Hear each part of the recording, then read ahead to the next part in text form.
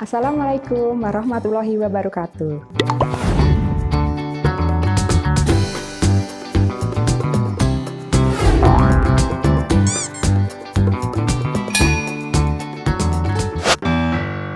Bagaimana kabarnya anak-anak semua? Semoga kalian dalam keadaan sehat walafiat dan dalam lindungan Allah Subhanahu wa Ta'ala. Selamat datang di Putra Dharma yang kita cintai dan kita banggakan. Pertama-tama, Bunda Ari ingin memberikan selamat kepada anak-anak yang sudah naik ke kelas 4, terutama anak kelas Jeddah yang sudah naik ke kelas Madinah. Nanti kalian akan ketemu dengan Bunda Ari. Nah, perkenankan Bunda Ari untuk memperkenalkan diri, yaitu nama Bunda adalah Ari Sulistianingsih, biasa dipanggil Bunda Ari. Nanti kalian akan ketemu dengan bunda-bunda yang lain juga. Kesempatan kali ini Bunda Ari akan memberikan materi tentang gagasan pokok dan gagasan pendukung. Gagasan pokok pengertiannya adalah gagasan yang menjadi dasar suatu paragraf. Sedangkan gagasan pendukung adalah kalimat-kalimat penjelas yang menjadi pendukung gagasan pokok. Nah, di sini kita akan cari tahu nih, apa saja ciri-ciri gagasan pokok dan gagasan pendukung. Karena tadi sudah mengetahui pengertiannya, sekarang kita cari yuk ciri-ciri gagasan pokok dan gagasan pendukung. Ciri-ciri dari gagasan pokok antara lain, 1. Mengandung topik permasalahan yang bisa dijabarkan lebih lanjut.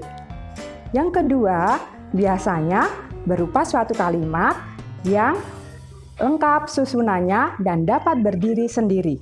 Yang ketiga, mempunyai arti yang jelas atau terang tanpa dihubungkan dengan kalimat lainnya.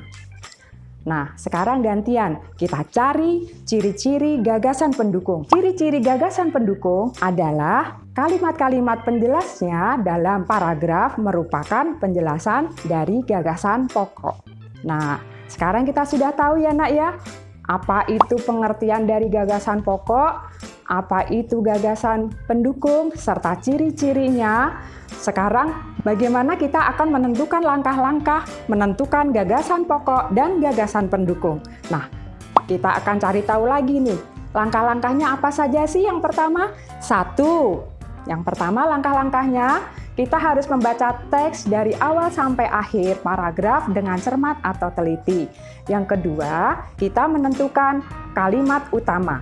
Yang ketiga, kita menentukan kalimat penjelas. Yang keempat, kita menyimpulkan gagasan pokok dan gagasan pendukung. Nah, sekarang kita sudah tahu ciri-cirinya, langkah-langkah menentukan gagasan pokok dan gagasan pendukung.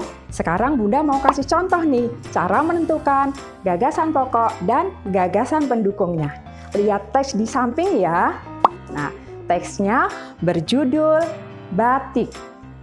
Batik merupakan kain yang memiliki motif tradisional asli Indonesia.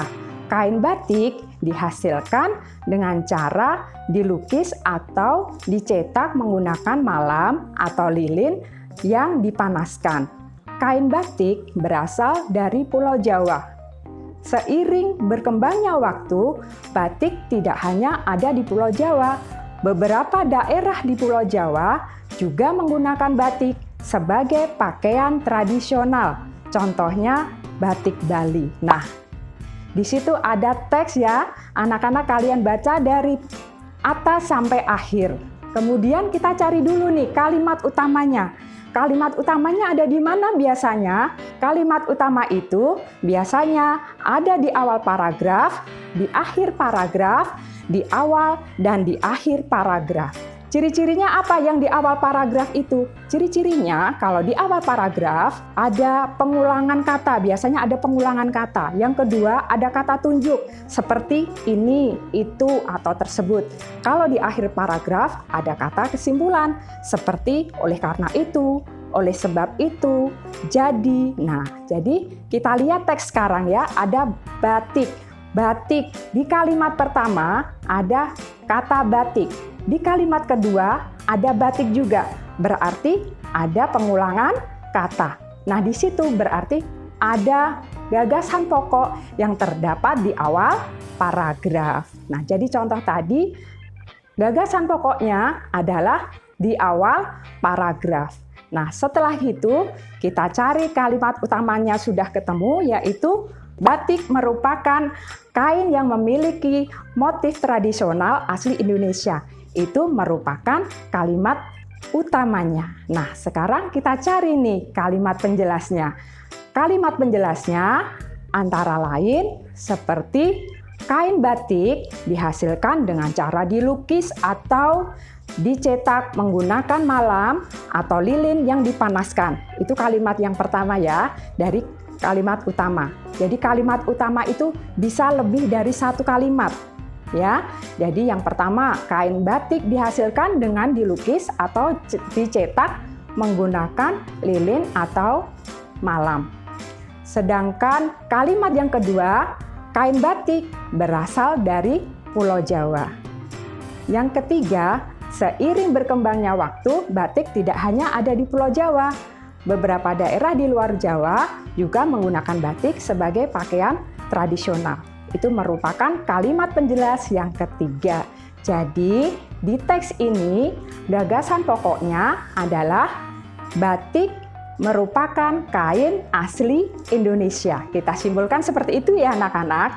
Untuk gagasan pokoknya, batik merupakan kain Indonesia.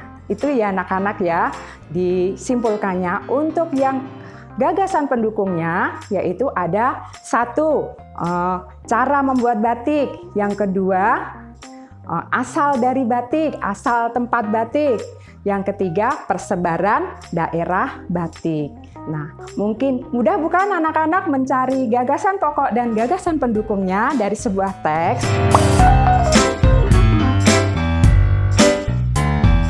Bunda akan memberikan tugas kepada Ananda semuanya. Tugasnya apa? Mudah sekali, yaitu menentukan gagasan pokok dan menentukan gagasan pendukung dari sebuah teks. Nanti Bunda akan berikan teksnya. Kalian bisa menentukan gagasan pokok dan gagasan pendukungnya, nanti dikerjakan di kertas HVS, kemudian dikirim ke Bunda lewat foto, ya. Jadi kalian pelajari kembali apa yang Bunda sampaikan tadi, tetap semangat dan jangan lupa jaga kesehatan dan selalu berdoa agar pandemi COVID-19 ini cepat berakhir. Demikian dari Bunda. Assalamualaikum warahmatullahi wabarakatuh.